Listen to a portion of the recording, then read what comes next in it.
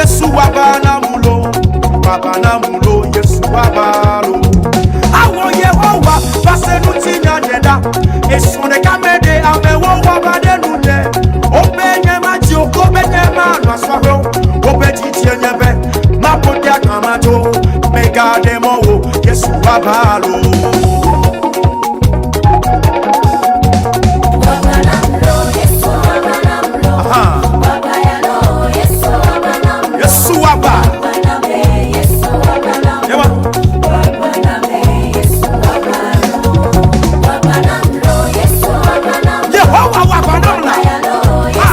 Bonjour, bonsoir à toutes et à tous et merci d'être avec nous pour cette interview exclusive que nous réalisons sur FM Liberté, la première radio de la diaspora africaine, ainsi que sur Afro Web TV et d'autres radios partenaires. Nous sommes très honorés de la présence de notre invité aujourd'hui.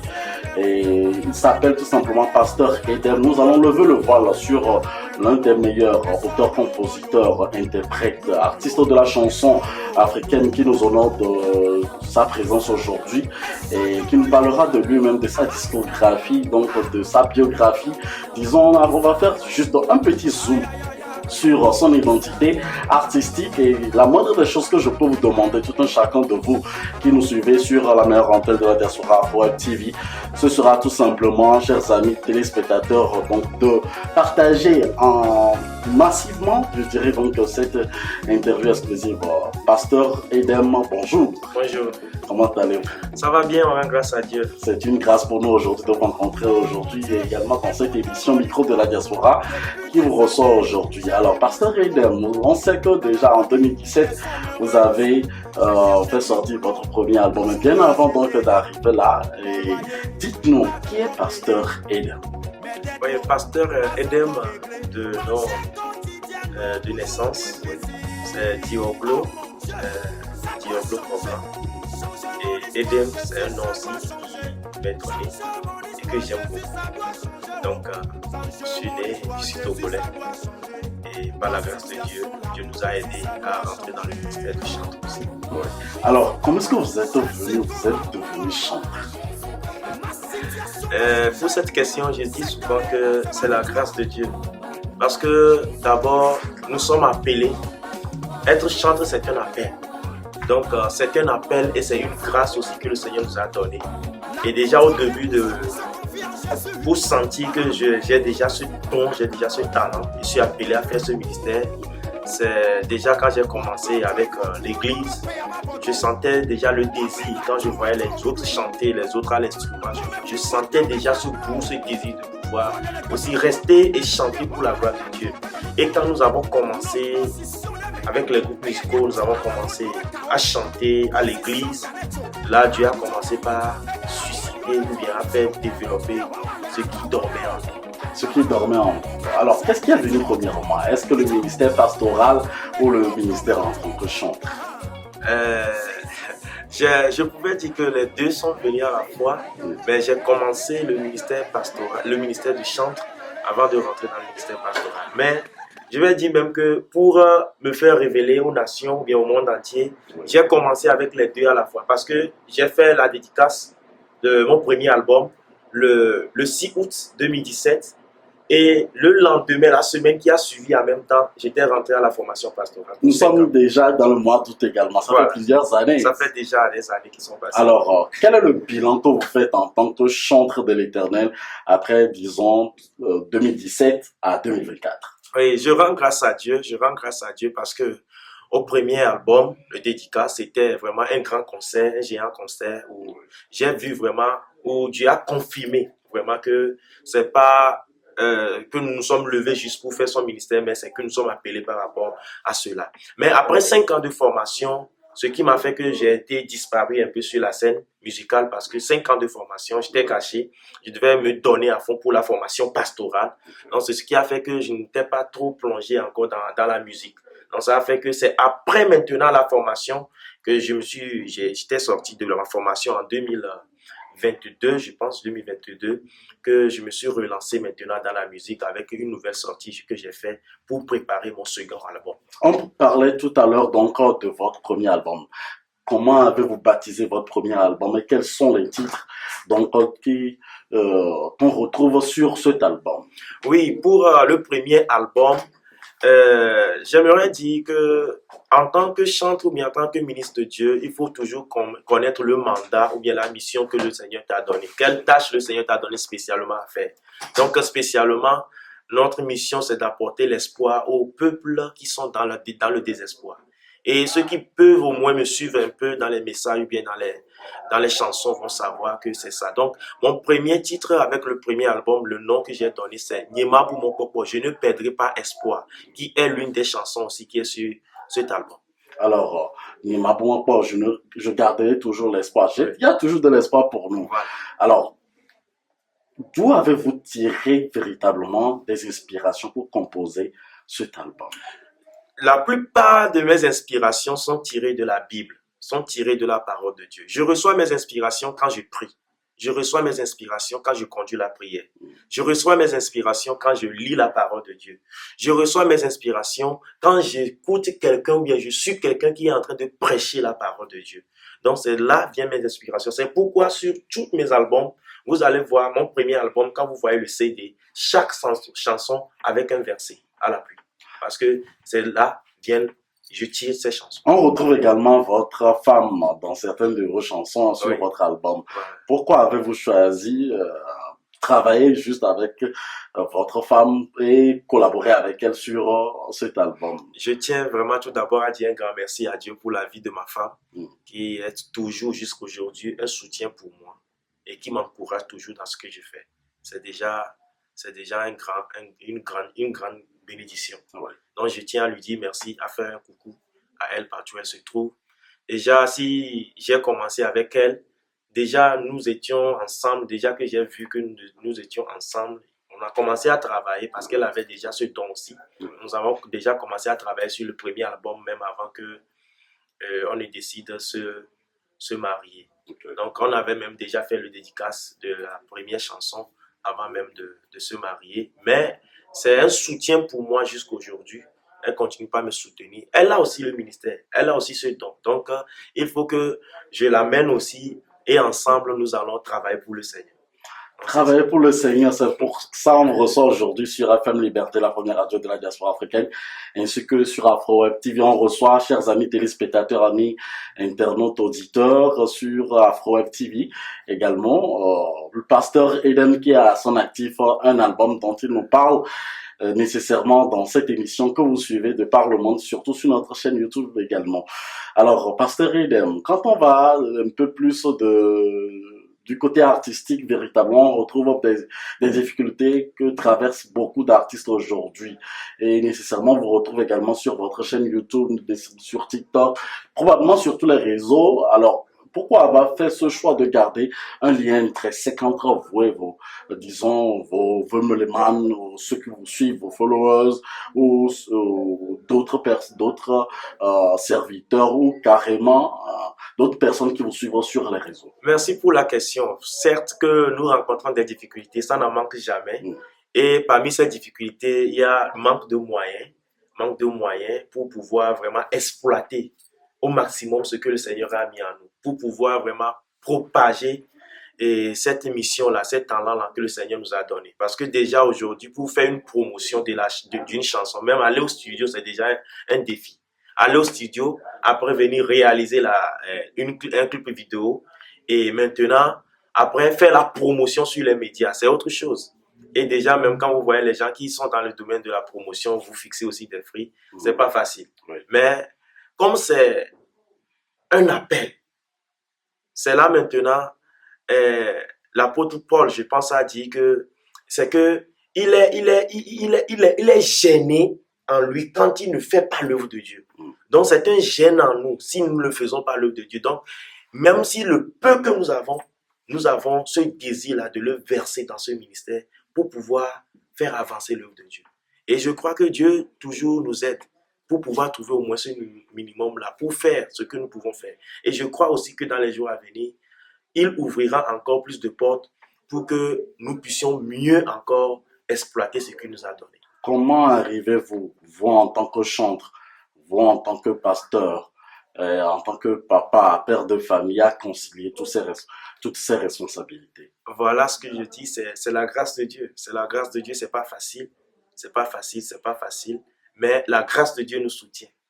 Et comme je le dis, si tu es appelé pour quelque chose, ça brûle en toi.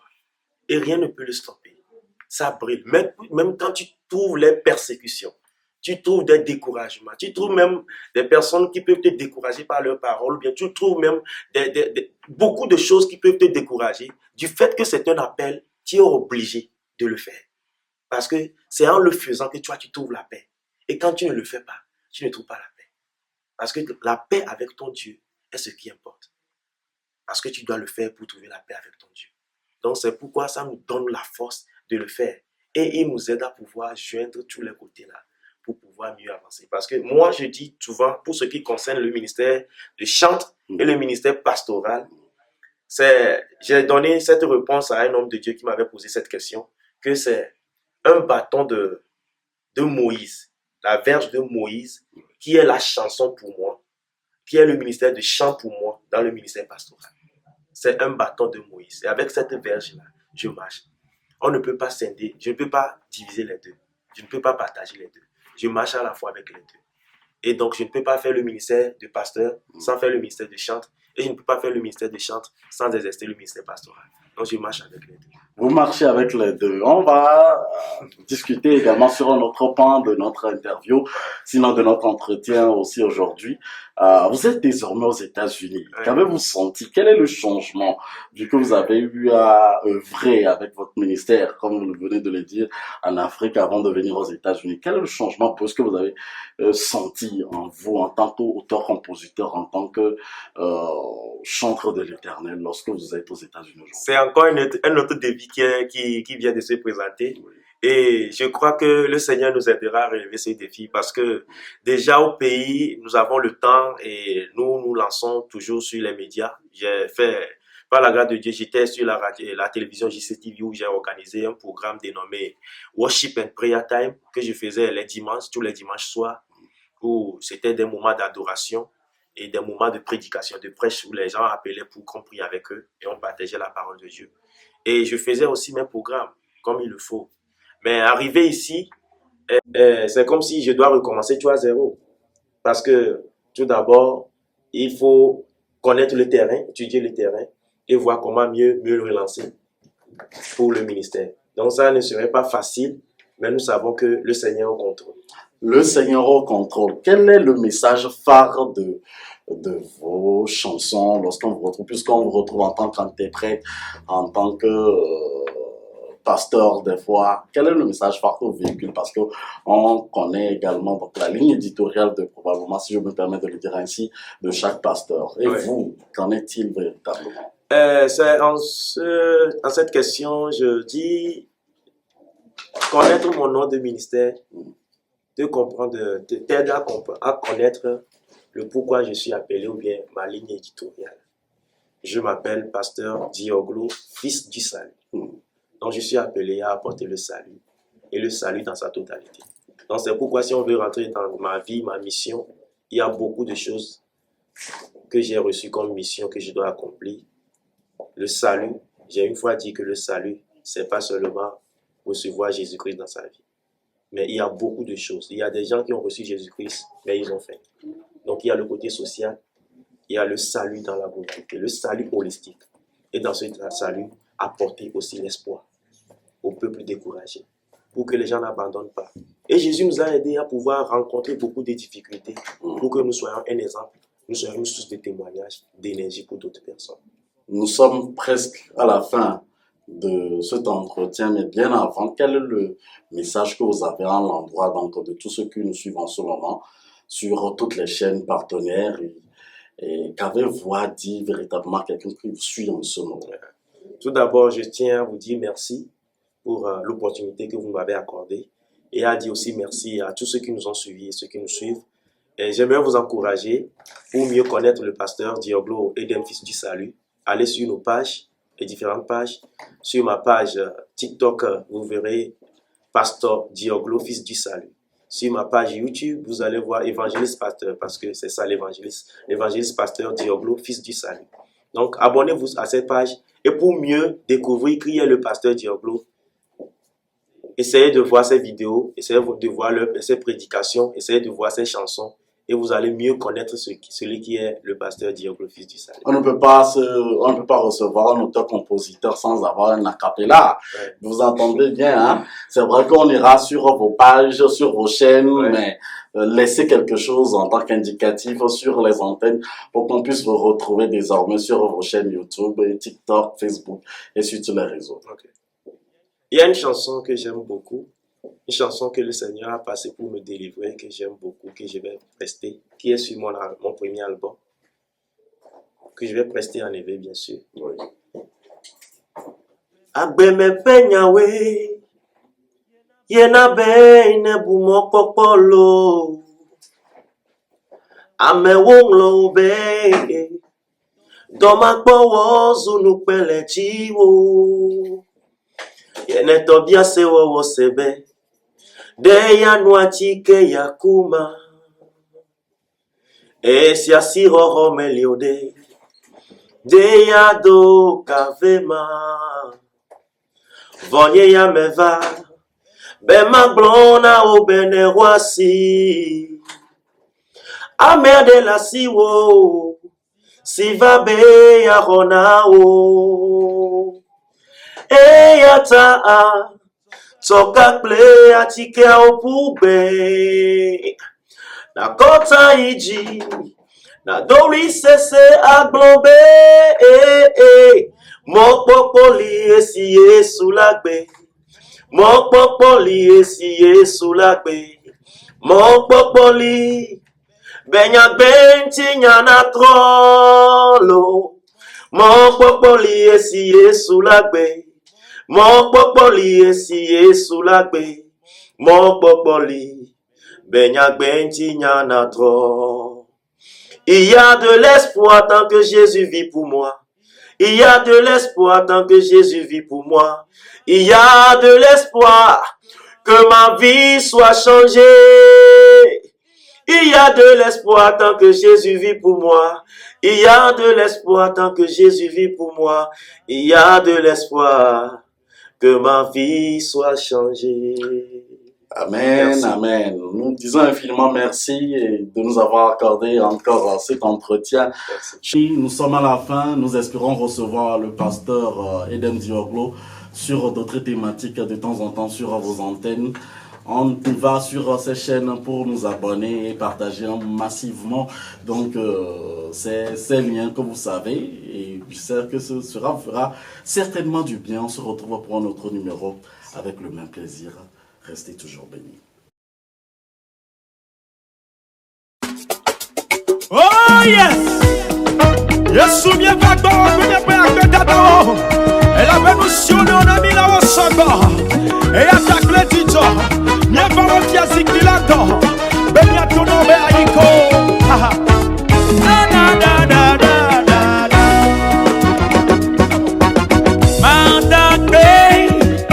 Mandakbe, edebe mandakbe na oda.